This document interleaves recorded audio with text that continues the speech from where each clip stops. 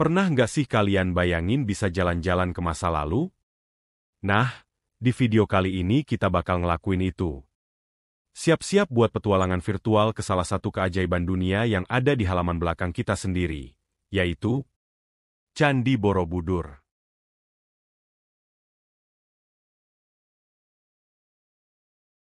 Katanya, Candi Borobudur dibangun sama para raksasa yang lagi bosen bikin roti sobek. Tentu aja ini cuma legenda, tapi tetap aja seru dibahas, kan? Borobudur dibangun sekitar abad ke-8 dan ke-9, pas banget di zaman kerajaan Mataram kuno. Zaman dulu, bangun candi ini kayak bikin rumah dari Lego, tapi super gede. Arsiteknya juga misterius banget, kayak Batman-nya dunia arkeologi. Siapa dia? Nggak ada yang tahu pasti, tapi dia pasti jenius banget. Dengan tinggi sekitar 35 meter, Borobudur itu kayak gedung pencakar langit di zamannya. Dan bentuknya kayak piramida bertingkat. Di puncaknya ada stupa utama yang besar, dikelilingi sama 72 stupa kecil yang berisi patung Buddha. Stupanya ini kayak bakso-bakso kecil yang disusun rapi. Loh! Di dindingnya ada ribuan panel relief yang menceritakan berbagai kisah, dari kehidupan Buddha sampai dongeng lokal. Baca reliefnya kayak baca komik panjang banget. Candi ini dibangun dari batu andesit yang dibawa dari gunung terdekat. Bayangin, Jimana Karamereka Minda un batu-batu jet di tout en pas forklift. Mereka pakai teknik interlocking, kayak main Tetris, jadi batunya nyambung-nyambung gitu tanpa semen. Uniknya lagi, Borobudur punya sistem drainase yang canggih buat mencegah banjir. Jadi, air hujan bisa ngalir mulus kayak di jalan tol. Keren Banger, quand? Pada masa jayanya, Borobudur jadi pusat ziarah dan tempat belajar agama Buddha. Bayangin, kayak Hogwarts tapi buat para biksu. Setelah abad ke-14, Borobudur sempat dilupakan dan terkubur abu vulkanik serta hutan lebat. Kayak game Hide and Seek yang gak kelar-kelar. Candi yang megah ini tiba-tiba hilang dari pandangan, terkubur oleh waktu dan alam. Pada awal abad ke-19, Candi Borobudur ditemukan lagi sama Sir Thomas Stamford Raffles, yang lagi liburan di Jawa dan iseng jalan-jalan di hutan. Dia kaget bukan main pas nemuin candi raksasa yang terkubur ini. Restorasi awalnya dilakukan oleh pemerintah Hindia Belanda, yang nyadar kalau Borobudur ini harta karun yang beneran. Borobudur digunakan sebagai tempat ibadah dan ziarah agama Buddha, kayak tempat retreat tapi super megah. Selain itu, candi ini jadi pusat pembelajaran agama Buddha dan ilmu pengetahuan, kayak perpustakaan raksasa yang dikelilingi patung-patung. Sekarang, Borobudur jadi salah satu destinasi wisata terfavorit di Indonesia, kayak Disneyland buat para sejarawan. Fakta menarik dan unik. Ada sekitar 2 juta blok batu andesit yang digunakan buat bangun Borobudur. Kalau disusun, bisa buat jembatan dari Jakarta ke Bali. Butuh waktu sekitar 75 tahun buat nyelesain Borobudur. Bayangin kalau kita nunggu lama gitu buat selesain PR. Patung Buddha di Borobudur dikenal dengan senyumannya yang damai. Mungkin gara-gara dia tahu kita bakal cerita ini sekarang. Borobudur diakui sebagai salah satu dari 7 keajaiban dunia oleh UNESCO. Jadi, beneran deh, kita punya keajaiban di halaman belakang kita. Restorasi besar-besaran dilakukan pada tahun 1975 hingga 1982 dengan bantuan UNESCO. Jadi, Borobudur ini kayak artis yang di-makeover total. Ada banyak ancaman, dari erosi hingga gempa bumi, tapi Borobudur tetap tegak berdiri kayak superhero. Upaya konservasi terus dilakukan supaya Borobudur bisa dinikmati anak cucu kita. Jadi, kita harus bantu jaga juga ya, guys. Katanya, ada patung Buddha yang bisa hilang dan muncul lagi. Jadi, kayak main petak umpet sama hantu. Banyak cerita mistis tentang Borobudur, terutama di malam hari. Ada yang bilang, mereka pernah lihat bayangan-bayangan aneh.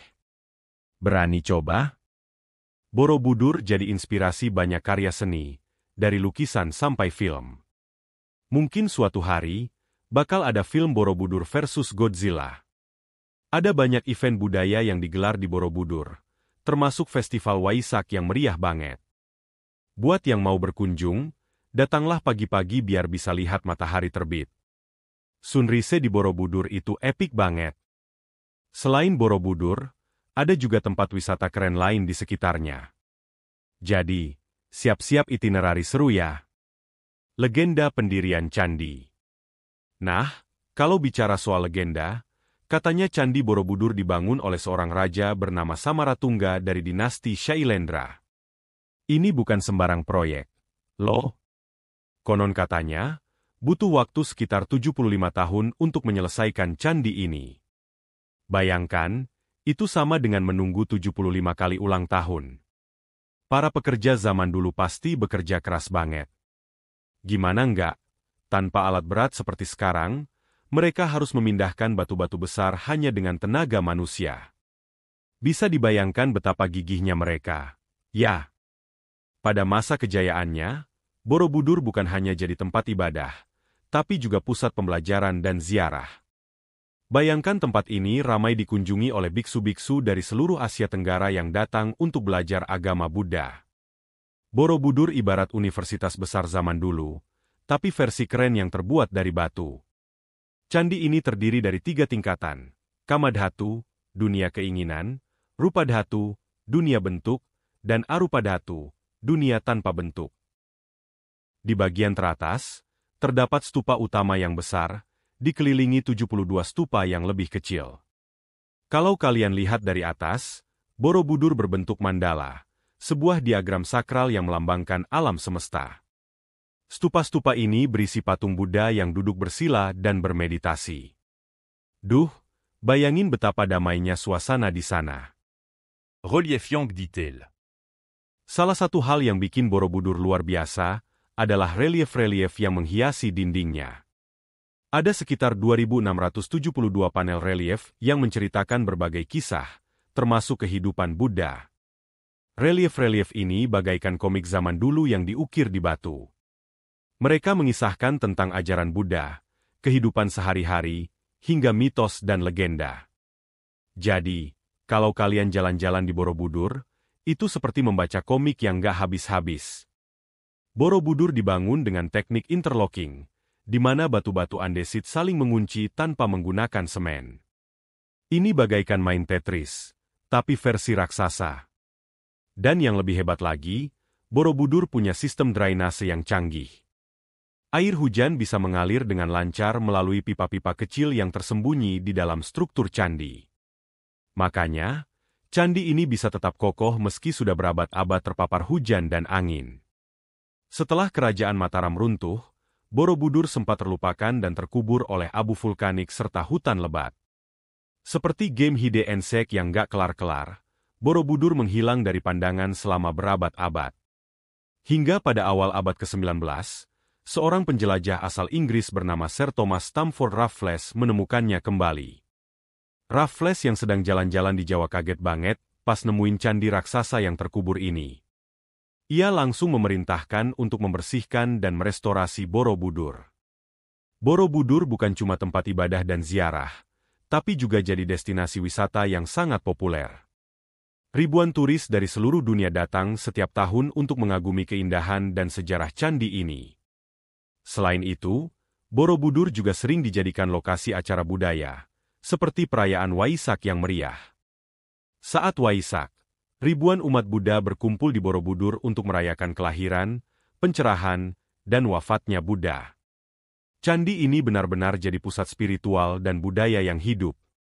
Ada beberapa fakta menarik tentang Borobudur yang mungkin belum kalian tahu.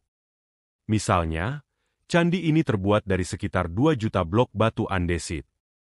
Bayangkan, kalau batu-batu itu disusun berjajar, bisa buat jembatan dari Jakarta ke Bali.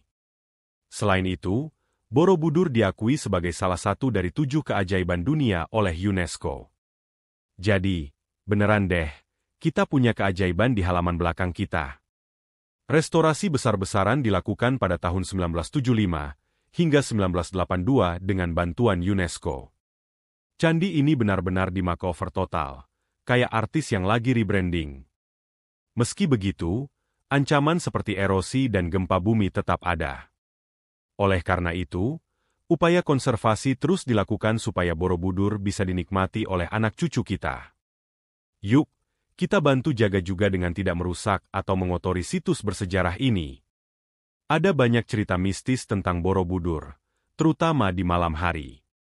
Konon, ada patung Buddha yang bisa hilang dan muncul lagi. Kayak Mimpetak Impesama en tu, ya.